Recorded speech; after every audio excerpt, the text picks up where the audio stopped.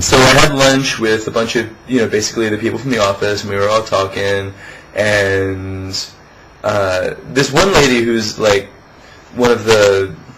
she's like the hancho or something in the office, which is like one of the directors of the way the Japanese office is set up is that there's 3 rows of 8 desks. It's not like cubicles. It's way too team-oriented. Japanese businesses are. So it's like a group of like 6 to 8 desks, and then a desk at the front, and that's like the hancho who's in front of head hancho. Maybe that's where they got the idea. Anyway, it's like 6 to 8 people, and then there's the hancho, which means like a department leader, and then that person is in charge of the 6 to 8 people here, and there's 3 of those, and then there's the top guy at the front, and so then that's like the office basically. So the hancho was asked. She's like really gung ho about. Apparently Miyagi is trying really hard right now to rev up its foreign tourist stuff. Apparently Japan has a problem right now with aging population because I guess they're not having enough babies or something. For example, like Sendai and Miyagi, in 10 years I think the population's gone up by like 800 people. And it's doing this. Apparently by like 2050 Japan's going to lose like a couple million people just from the aging of population. So that's a problem for the workforce. So apparently they're trying to rev up foreign tourists, because Japanese people, they're pretty racist, not against like specific races, but just foreigners in general. They just call them gaijin, and they're pretty racist against them.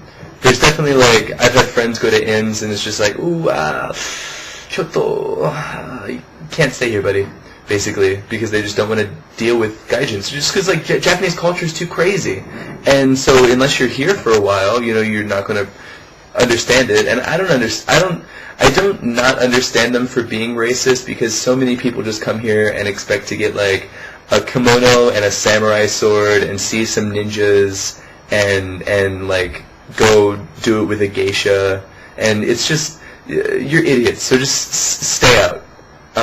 But like, if you can understand the culture, then bring it on. So apparently they're trying to change some laws. Like, for example, another racist law is that if you're a foreigner, you cannot buy a cell phone in Japan. And I can't use my cell phone here, so it's kind of rough. So I guess they're trying to turn that around and go for it being people visiting to people actually being incorporated into the Japanese community.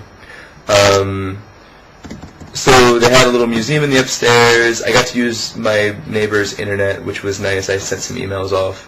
I'm meeting the governor tomorrow, who apparently is like this really energetic, youthful guy, and he used to be like in the defense corps or something like that. Oh yeah, I remember what I was talking about earlier, is that the Hancho was asking me all these crazy questions because she's really gung-ho about internationalism, and she was asking me like, what is the Delaware import and export relationship with Vietnam? And I was like,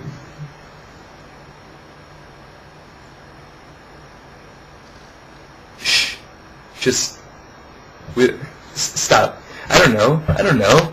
Just because I'm from Delaware, I guess. All right. So I was eating lunch, and this like parade of gaijins come in, just like these foreigners, and it was really just kind of surprising.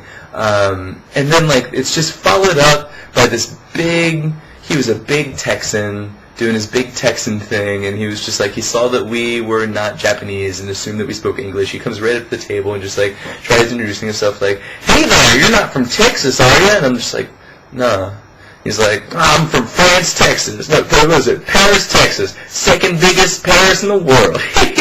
And like, he obviously had no, like, it was a culture shock. Like, yeah, if he came to America, like, it probably would still be sort of a culture shock. Like, he would just be like friendly maybe. But here in Japan, it's just like, chotto, you don't, you just don't do that.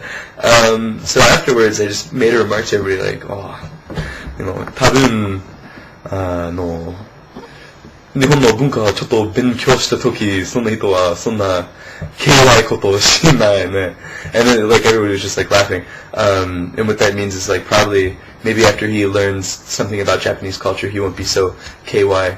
KY is a phrase Japanese use that's kuki yomenai, and that means you can't read the air of a situation, meaning that you just make like social blunders.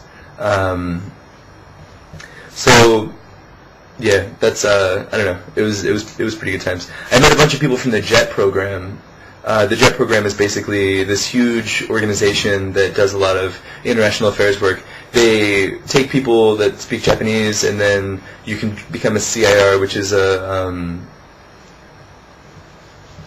I don't remember. It basically you do like international relations, and so you come and everybody gets sent to a different part of Japan, and then you just kind of like do international relations work. It seems like a pretty sweet deal, actually. I'll talk about it in another video. It's definitely the easiest way to get in Japan if you can speak Japanese. So I mean, that's Miyagi. The room's not bad. It's just that I have to pay for stupid stuff. Like, there's definitely a lot of areas to put things, and I mean, I've got my own refrigerator. And there's like so many shelves, even like with everything that I'm carrying, and my suitcases and closets too. I have like half of my shelf room, like all my cabinets full. There's so much. And so I got my little air conditioning remote. The way air conditioning works in Japan is that you don't keep it on all day, you just turn it on when you need it. So it has a timer that you can set, and then you just turn it on when you get in, and then put it on timer when you go to sleep, so it's not on while you're sleeping. They're all about just like saving energy and stuff here. They have another system where I put my key card to get into my room, into the wall, and that's how I can turn the lights on. That way you're saving energy and people aren't leaving the lights on while they're gone. I don't know. Just like pretty cool stuff. So, I mean, that's day 2 of Miyagi. I love you guys at home, and I'll talk to you tomorrow. Oh, but the bad thing is that it's like 7:20 right now, and I have nothing to do for the rest of the night, so I guess I'm just going to like sit here and study. Love you, and I'll talk to you later.